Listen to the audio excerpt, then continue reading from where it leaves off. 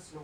Union leaders have assured workers that they are ready to push for better remuneration through corridors of justice and asked them to resume work in the meantime. Officials further warned that the strike will resume if their grievances are not addressed. If we don't respect court orders, we'll have no way of going. That I can tell you. Isipokuwa mimi ni mtumwa. Huu ni uamuzi umefanywa na viongozi wetu, na tumesema kwamba tutaheshimu mahakama, tutapitana ndani ya mahakama, tutawaruhusu mrudi kazi, na mtupe nafasi ya kuchapana wapi? Mahakama. Na I can promise you tutashinda huko.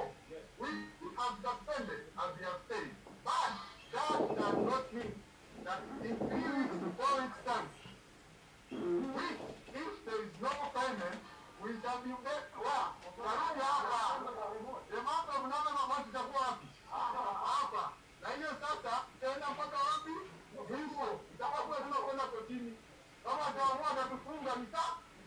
Sawa. Na akitufunga atakuwa tunaacha moto nchi gani? Nchi nzima. So you heard it from two different union officials, a union official from the Kenya National Union of Nurses and also from KMPDU, asking the members to resume work just as a way of following court orders. But are employers misusing the court orders, because questions have been asked why so many, there's some employers run to court just to try and get some protection at the expense of the employees who are hurting when it comes to salaries and other grievances that they have. So to have this discussion with us, I'd like to bring in Nelson Havi, the president of the Law Society of Kenya, joining us virtually. Thank you so much, Wakili, for talking to us here on KTV Center. Let me begin first, Wakili, with what you had posted on your social media account. You said the jurisdiction to suspend strike in respect of which lawful notices have been issued is constantly being abused by employment and labor relation court judges. Why compel employees to remain in contracts of a servitude, especially when the employer is a state agency? Thank you and good morning. First and foremost, let me emphasize that it's the unqualified obligation of everybody against whom a court order is made to obey that court order. To that extent, therefore, the entire fabric of the labor movement is within its mandate to direct the workers who had commenced a strike to comply with that court order until such a time as the court order is set aside or the matter is settled. But more fundamental is this: the right to strike is a right that is given under the Constitution, and is one of those rights that cannot be limited under Article 41 and Article 24 of the Constitution of Kenya. Where is the problem? I believe the problem could be in the legislation that enables the courts to suspend strikes. And there are set out reasons as to why a strike may be suspended by a court of law. For instance, if a party to that strike notice has failed to abide by a conciliation agreement or process, or if the strike itself is one of those that have been prohibited. Over the last few months or years, we have seen strike notices being issued by certain organizations on behalf of the workers. And there are requirements for you to have a lawful strike. Actually, there are 3. The issue upon which you seek to strike must be subject of the terms of employment between the employee and the employer. And 2, the issue should be one that has not been resolved through conciliation. And 3, a 7 days notice ought to have been issued. But what have we been seeing? We have been seeing courts issuing orders to stop these strikes willy-nilly.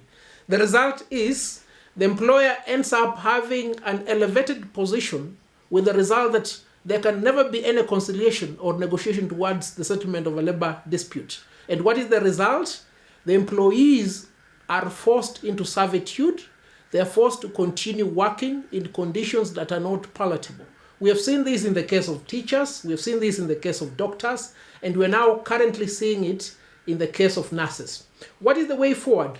It is imperative for the judges of the Employment and Labor Relations Court to realize that there are rights that are given under the Constitution, And as and when an employer comes to court seeking relief to stop a strike, the judges must ensure that before they issue these orders, the circumstances necessitating stopping that strike are in place. I'm disappointed to note that often those circumstances do not arise. To that extent, therefore, it's quite evident that this power has been abused. All right. So Mr. Havi, if I may go by your statement, what you're saying, so we are in agreement, or rather, you're in agreement. So from your statement, it looks like you're in agreement with what some striking employees have been arguing about, that their employers are actually misusing the courts. They want the employees to actually obey court orders, yet the employers themselves do not want to obey orders that they have been given. That is a valid point, and it's not just limited to the labor movement. And in this particular instance, we're talking about employers who are either state corporations or state agencies. There are so many orders that have been directed to those employers to effect payments to the employees to ensure that the conditions of service are conducive. But those orders are never complied with. What about when those orders are directed against employees? We saw the officials of the doctors who were jailed for about a week or so 3 years ago. What action has been taken against employers? None whatsoever.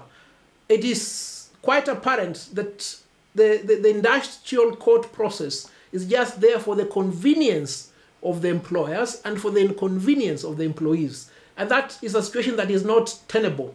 It cannot be the rule of law that the law will always be applied in the favor of the employer and against the employee.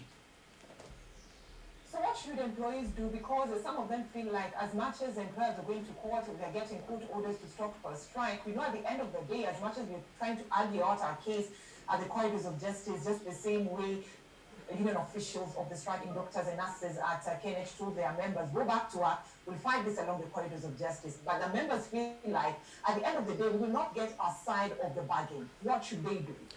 I've said this time without number, I have pleaded with the leaders of these professional bodies to read the Constitution and play an active role in legislation and policy decision implementation.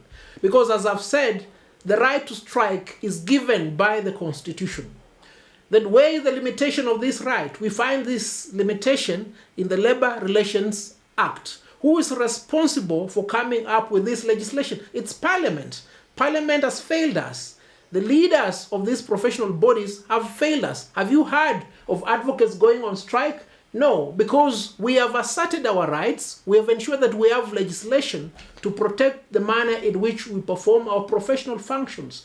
I therefore call upon leaders of professional bodies to ensure that their interests are protected through acts of Parliament. And you cannot protect those interests unless you lobby, unless you avail yourself for elective offices so that you get into the National Assembly, you get into the Senate, and have your role played in the enactment of laws that will protect your professions.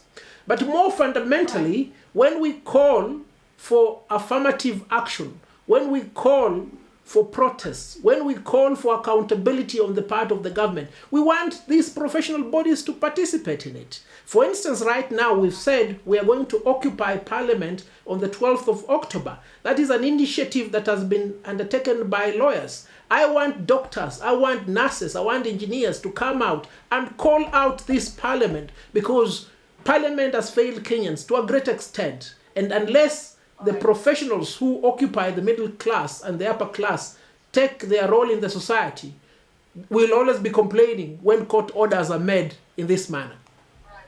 So, Wakili, lastly, as we bring this conversation to an end, so why is it that even after conciliation has failed, union officials have issued the employers with a 7-day strike notice, both at the employer's office and also at the Labor Relations Court, at the Labor Ministry? Employers are so reluctant in actually trying to have a sit down with the union officials and find a lasting solution. The only time to act once the employees have gone on strike, and the action is through the corridors of justice. This is the result of the capitalist society, because in a capitalist society, laws are made to protect the owners of capital. They're not meant to protect the laborers. However, we have a very transformative constitution that took into account all these factors. And it is upon professionals to ensure that they make maximum use of the constitution to protect their rights. Because often, employers who are the capital owners will have a lot of money, they'll have a lot of leeway, they have the wherewithal to influence legislation. And unless and until employees, through their leaders, realize that the key is in taking an active participatory role in what happens in Parliament, will always lament the failure of the employee to get his or her rights under the Constitution. All right, thank you so much, Nelson Havi, the president of the Law Society of Kenya, talking to us about court orders that have always been issued on striking employees of different institutions, latest being that of employees at Kenyatta National Hospital, who are ordered to go back to work and as their court case continues along the corridors of justice, specifically at the Labor Relations Court. Let's now take you